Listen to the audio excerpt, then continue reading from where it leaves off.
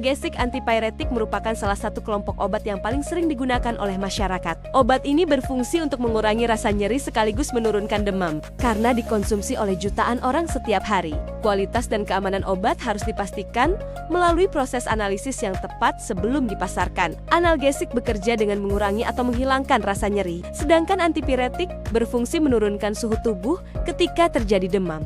Beberapa obat bahkan memiliki kedua efek tersebut secara bersamaan, sehingga banyak digunakan dalam terapi sehari-hari, baik untuk nyeri ringan, nyeri sedang, maupun demam. Beberapa contoh obat golongan analgesik antipiretik yang sering digunakan adalah paracetamol, aspirin, dan ibuprofen. Meskipun memiliki fungsi yang hampir sama, setiap obat mempunyai struktur kimia yang berbeda.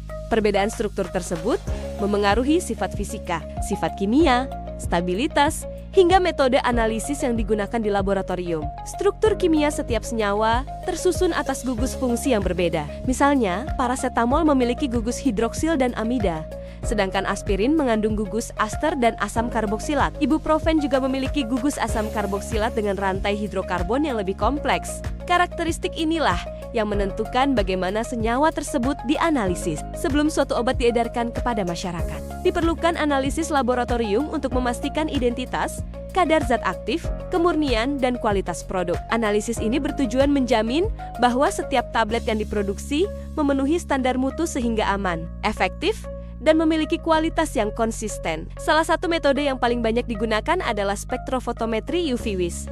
Metode ini bekerja berdasarkan kemampuan suatu senyawa menyerap cahaya. Ultraviolet atau cahaya tampak pada panjang gelombang tertentu. Besarnya absorbansi yang diperoleh digunakan untuk menentukan kadar zat aktif dalam sampel obat. Metode lain yang memiliki tingkat ketelitian tinggi adalah High Performance Liquid Chromatography atau HPLC.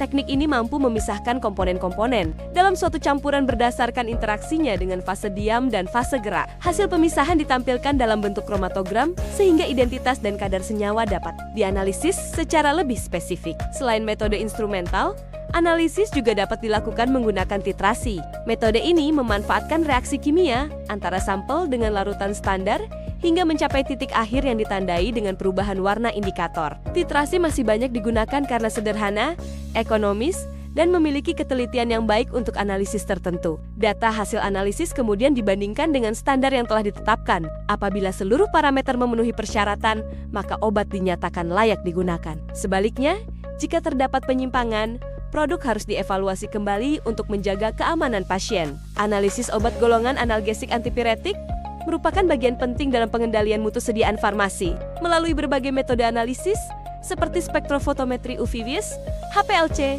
dan titrasi, kualitas obat dapat dipastikan sebelum sampai ke tangan masyarakat. Dengan demikian, obat yang digunakan tidak hanya efektif meredakan nyeri dan demam, tetapi juga aman, serta memenuhi standar mutu yang telah ditetapkan.